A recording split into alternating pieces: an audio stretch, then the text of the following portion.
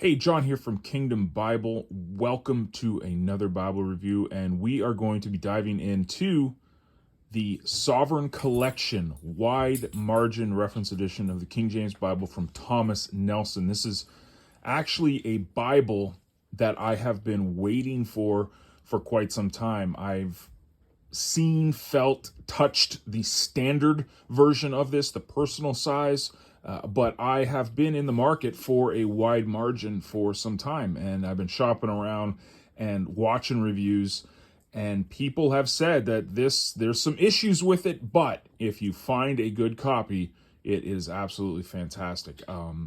I've seen tons of videos. I've seen the standard version, the personal size version, excuse me, and it's just the layout is fantastic. The font size, the paper, everything about it is great. However, with the wide margin, there has been some issues, and we'll dive into that when we open this up. But let's go over a few of the particulars. This is the black genuine leather version. It comes in this clamshell box, and I got this today, and you can see it's kind of a little scuffed up. Nothing too bad, but there's a few rips and stuff. This is the back of the Bible here. The features: it is a wide margin. It surrounds the whole text for making notes, line match, classic double column format, extensive end of page cross references, and translator notes. Bible book introductions. The words of Christ are in red. This is red letter. Concordance, full color maps, 2 satin ribbons, gilded page edges, durable and flexible Smyth-Sewn binding, clear and readable 9-point KJV comfort print. And here is the ISBN, if you want to take a look. Retails for $139 in America. I paid more for that because I'm in Canada. So I know in the States you guys can get really good deals on Bibles and stuff. We are not as blessed as you guys down there. We have to pay not only the American price, but we don't really get big discounts up here. So anyways, this was the Bible I've been looking forward to because I have been in the market for a wide margin for quite some time. And let's just say right now, the hunt will continue because this is definitely not it, which pains me to no end because I absolutely love the text, the layout of this Bible, but you'll see as soon as we get in. So open up the clamshell box, and we have the Bible right there. It is a pretty decent leather, nothing to write home about. The grain is there. It's definitely not from like the Premier collection that Thomas Nelson does. It's definitely not one of their high-end Bibles. It is perimeter stitched, as you can see. Nice little 3 kind of embossed lines that go all around the front, as well as on the back. The ISBN is there, but it's not gold stamped. It's just embossed. You can't really tell. You'd have to really look to find the ISBN there. And then on the spine, you got 4 raised hubs. Holy Bible, this fancy little design they got going. King James Version, and Thomas Nelson. So this is the high end, the top of the line when it comes to the Sovereign Collection, especially in the wide margin. And it's a little blemish there. Got that off. So this is not a premier, top end Bible, but in this collection, this is basically the top of the food chain. You can see I haven't even removed the the ribbons yet because I literally just got this, and you'll see. So you open it up, it is paste down, and here we go already. As soon as you open up the paste down vinyl liner, you already see what we're about to see. The cockling issues, the cockling issues that are found in this Bible are everywhere. I've heard that it's kind of a 50-50. If you get one, sometimes it shows up, and then other times it's just awful. This is definitely one of the awful versions of this that I got. So presentation page, pretty basic. You get into the Holy Bible, and then you can start to see already the wrinkling. Contains the New and Old Testament, red letter edition.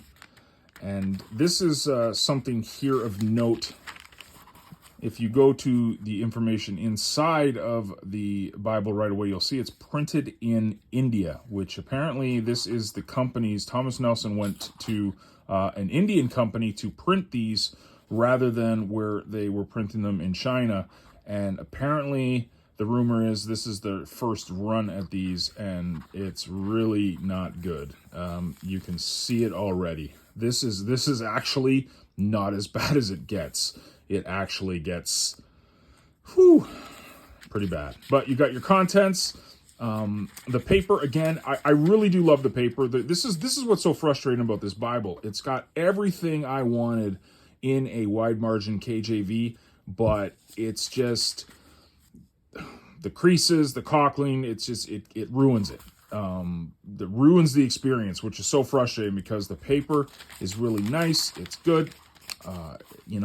Got the epistle dedicatory, and then you get into the Old Testament. And this is another reason here why I love this text block, and the layout of this, because as you can see, it's a really nice introduction. You got your brief book introduction here, but you've got this nice red and then the gold lettering. The gold drop caps here really give it a really classy look. Really nice layout. Again, this is what's so frustrating, is that this Bible, the layout of it is pretty much as good as it gets. You have your translator notes and your references at the bottom, it's nice and clean text. It's really easy to navigate the text. But yeah, you can see here, you're already starting to see it. It does not, you see creases already. I literally have not even, this is the third time I've opened it today. I just got this Bible, and, spoiler alert, I will be returning it just because I feel that this could be such a better product. And for whatever reason, Thomas Nelson I don't know what it is. This is such an amazing Bible, but just the construction of it is just, I don't know. It's frustrating.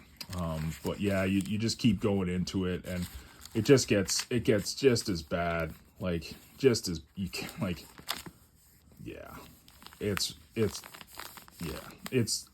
it's got some issues, like big time cockling here. The pages are all crimped in. But this is it's crazy. If you watch any of the reviews of others that get this, they'll say that they see this, but it's so minimal. But it's really bad in this one. And then other people in comments and stuff swear by it. They love this Bible. And I know why, because look at this, is fantastic. You get it's not massive amounts of margin space, but you get really nice margin space. Inside the gutter, the interior margins, you have decent space. Bottom and top, you have really good space.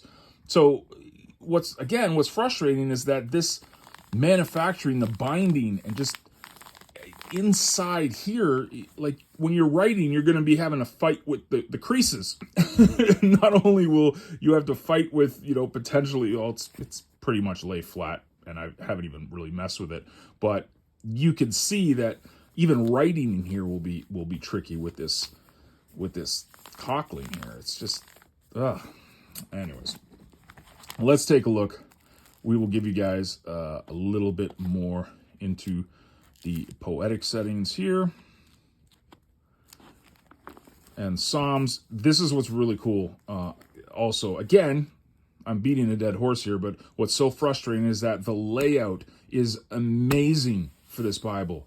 This single column for the poetry setting is it's epic. I love it. Look at the size of those margins. It's just fantastic. And it's such a clean text.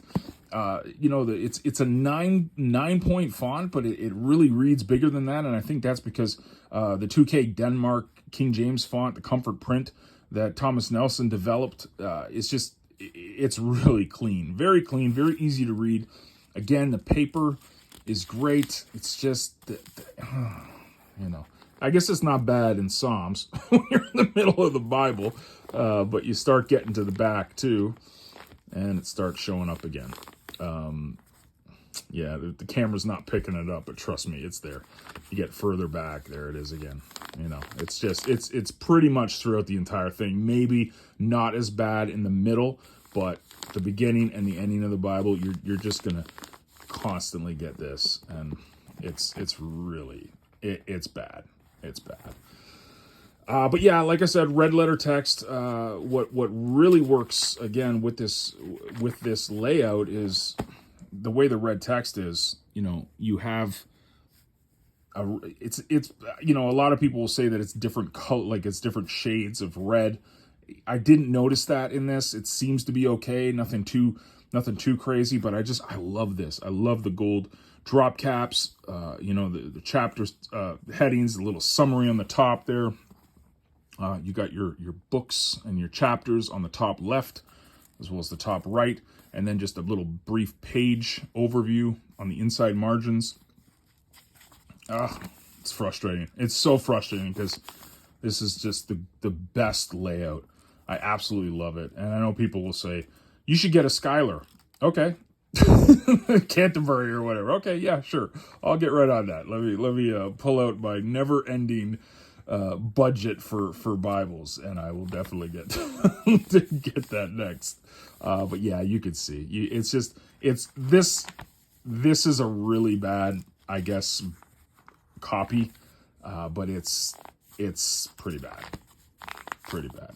So anyways, you get to the back and you can see as soon as you get to Revelation, you get this one page kind of blank sheet, and then you get miracles of Jesus, a couple study helps at the end of the Bible, parables of Jesus, and then you get your 1 year reading plan, and then you get into your concordance, decent sized concordance, but again, beating a dead horse here, but it's just absolutely everywhere.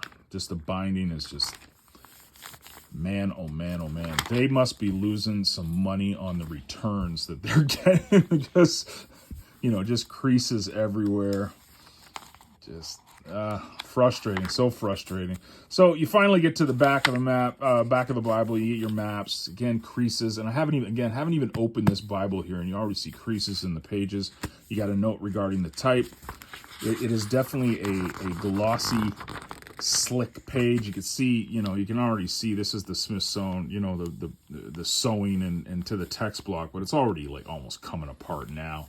And again, I haven't even opened this. This is the third time I've opened this today. Imagine what this would be like if you just put in a couple months of work into this Bible. I mean, look at this. I haven't even opened this Bible yet, and it's ripped. I mean, come on. This is just, it's frustrating. It's so frustrating. This, and then you get to the back. And, I'm smashing cameras here. Get to the back, and that's it. Yeah, again, the leather's good. The size of it is fantastic. I'll do measurements here in a second. The poetry setting, the text block, everything, just absolutely fantastic. It's just whoever they got to manufacture these Bibles just did a really bad job putting them together. Anyways, let's do a quick measurement for you guys, and then we will get out of here. So 6.5 by 9 3/4 ish, and then you have about 1.5 thickness. It's a really good size for a wide margin. It might be on a little bit on the thick side. Thick side. I can't even pronounce my words today. Something wrong with me. But yeah, so the size of it is great. The feel of it is great. The text block is great. It's just the manufacturing of it is what just kills this Bible from being probably one of the better wide margin Bibles that's on the market. Just it's such a shame. Such a shame.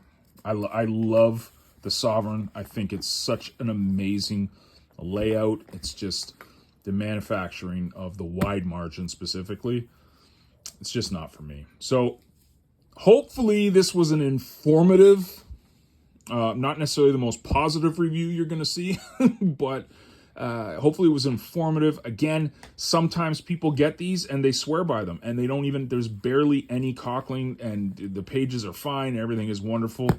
That's fantastic. And I wish I would have got that with this because I really do love the layout. I think it's such a fantastic layout. and a great size for a wide margin. It's just, yeah, I mean, if anyone has any suggestions for a wide margin, KJV or NKJV, please do leave a comment, because I would love to know. This is my second attempt at finding a wide margin, and it's just, it's tough. It's tough out there. Thank you guys for watching the video, and I appreciate all the comments, likes, subscriptions to the channel, and I will continue the hunt for a wide margin Bible to get 2024 started off on the right foot. Thanks again.